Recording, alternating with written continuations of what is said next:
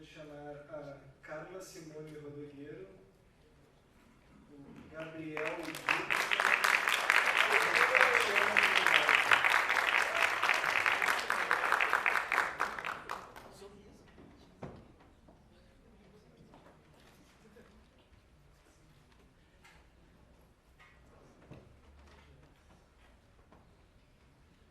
desculpas por ter separado a tríade.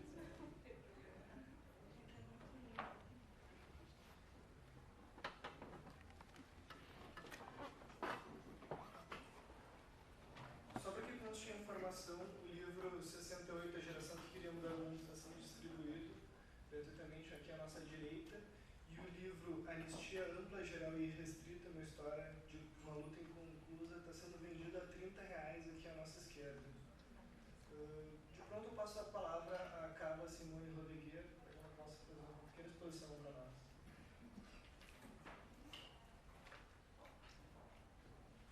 Boa noite a todos e a todas.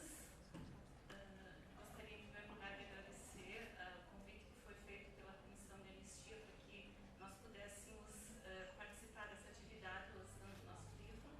E quero dizer que é uma imensa alegria nós estarmos aqui tornando público um trabalho que foi feito com muito esforço, com muita dedicação e com alguma dificuldade também, que foi um livro que começou a ser gestado a partir da expectativa de que em 2009 nós pudéssemos apresentar ao público uma contribuição para a comemoração dos 30 anos da Lei da Anistia.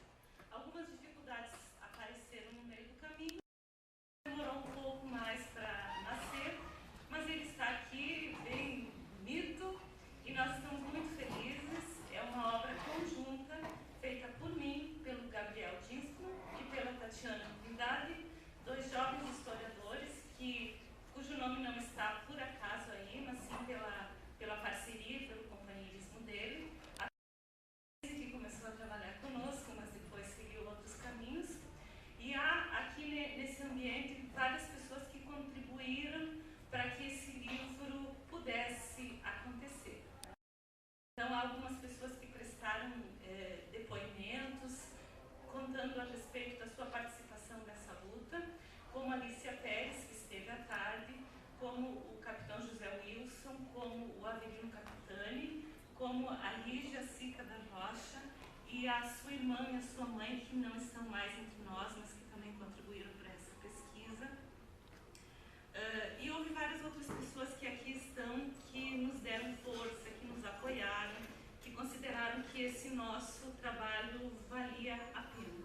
Então, esse é o momento para agradecer todas essas pessoas e para dizer que a gente fica muito feliz em que elas estejam aqui compartilhando desse momento, que é um momento onde o livro ganha sentido, porque ele vai chegar ao leitor e o leitor vai ter a possibilidade de, a partir da sua leitura, construir o seu entendimento a respeito desse processo que nós quisemos retratar, que é o da anistia enquanto uma bandeira de luta, enquanto uma demanda que mobilizou significativos setores da sociedade brasileira nos anos 70, e uma luta que não está concluída, como a gente bem viu em praticamente todas as falas que nós tivemos durante a tarde.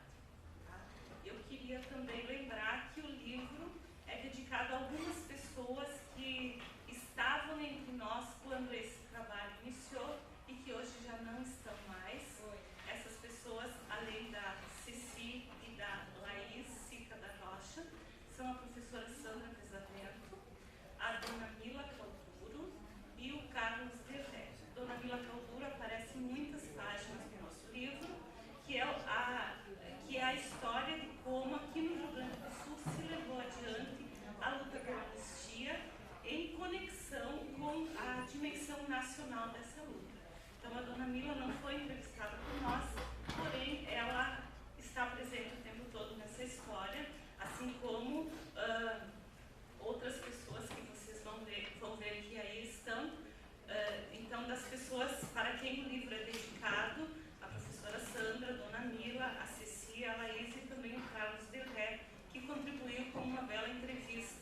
para nós entendermos melhor aquele contexto do final dos anos 70. Então, não quero falar muito, vou passar a palavra, então, para a Tatiana, que vai nos dizer algumas coisas sobre de onde é que saiu isso que nós estamos oferecendo para vocês. Que materiais é que nos permitiram reconstituir essa história? Boa noite, obrigada pela presença. Nossa pesquisa ela teve como base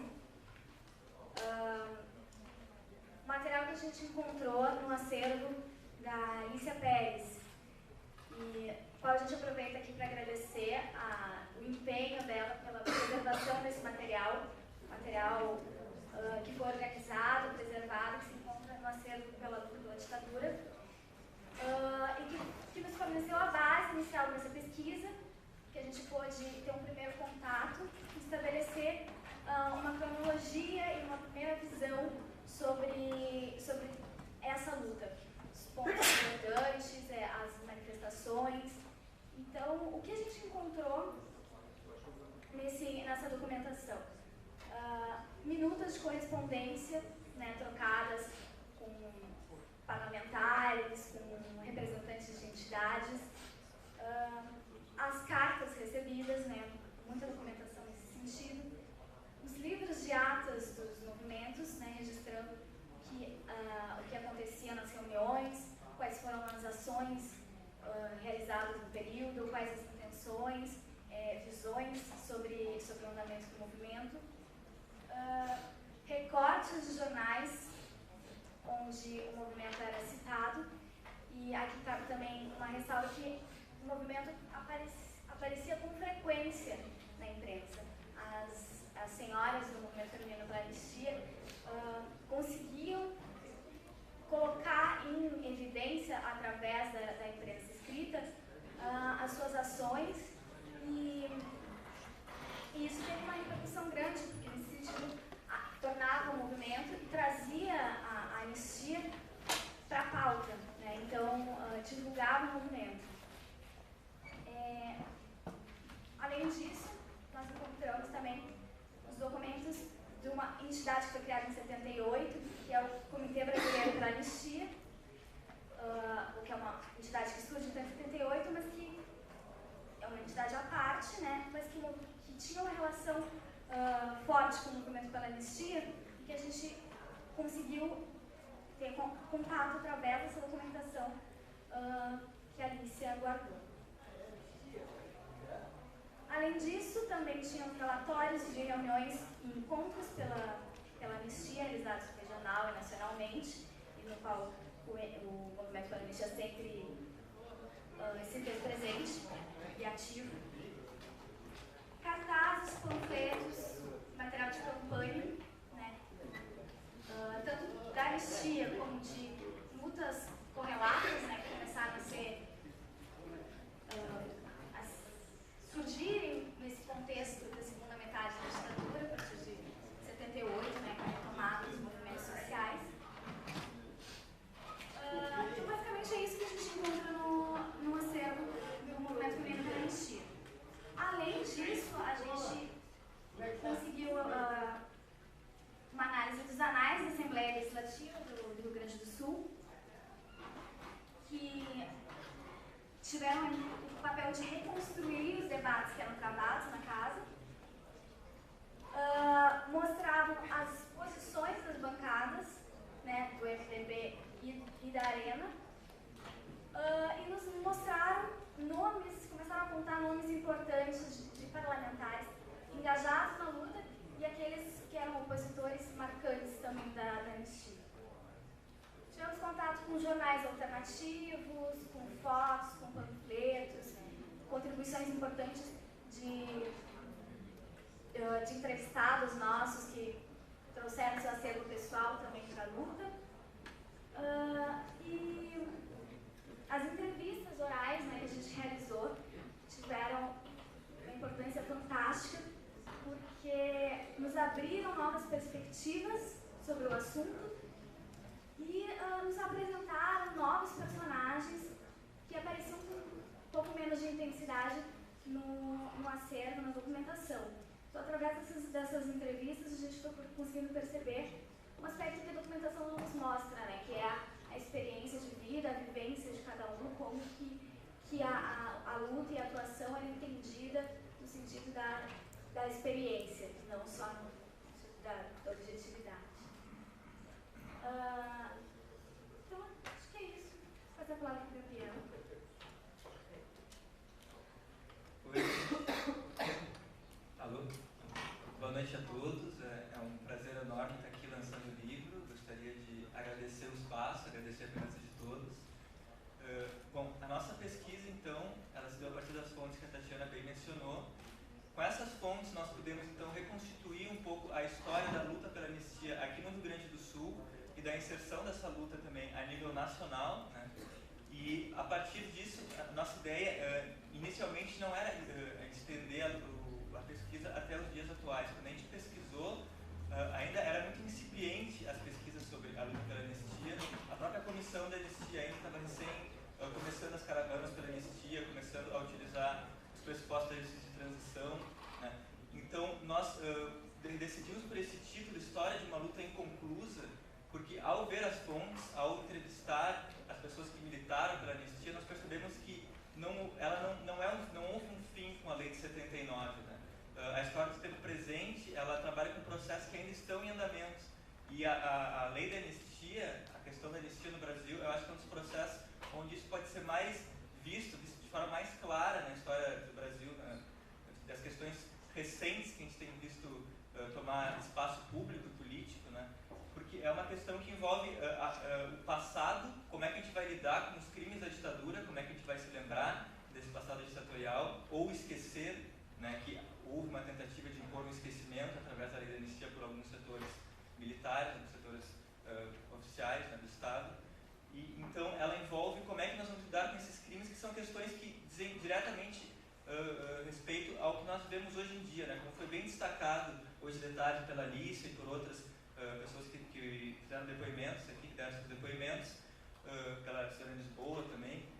A injustiça em relação aos crimes da ditadura, ela continua hoje em dia nas injustiças, na impunidade que a gente vê tão fortemente no nosso país, seja pela violência policial, seja pela forma que são tratadas as questões em relação à pobreza, à marginalidade, seja a corrupção que ainda temos no nosso país, né? Então, a questão da anistia, ela se estende até os dias atuais. O trabalho da comissão de anistia, acho que é um trabalho muito importante, que tem sido levantado, de ir além da questão da reparação econômica, mas também a questão do esclarecimento dos fatos, a questão da abertura dos arquivos da ditadura, a questão de que nós temos que refletir sobre esse passado, que isso é fundamental não só para a transição democrática, mas para a democracia que foi constituída nesse país, na democracia que nós temos hoje, né? Então, o nosso trabalho, ele iniciou querendo reconstituir a luta pela anistia, que era algo que ainda era muito pouco explorado pelos historiadores. Havia muito poucos trabalhos de história a respeito dessa questão. Nós podemos contribuir com isso, acho que os historiadores têm muito a contribuir com essa temática. E, a partir disso, nós não achamos que a questão teria se esgotado, então resolvemos trazer a continuidade que houve nessa luta e que até os dias atuais, prova disso é esse evento que aqui estamos. Então, eu gostaria de convidar todos que quiserem, né, comprar o livro, está a preço de R$30, aqui está sendo vendido, ou pode ser encomendado também pelo site da editora da Unisc, e esperamos que essa leitura possa contribuir muito para a reflexão dessa questão política tão importante no nosso país. E obrigado a todos, uma boa noite.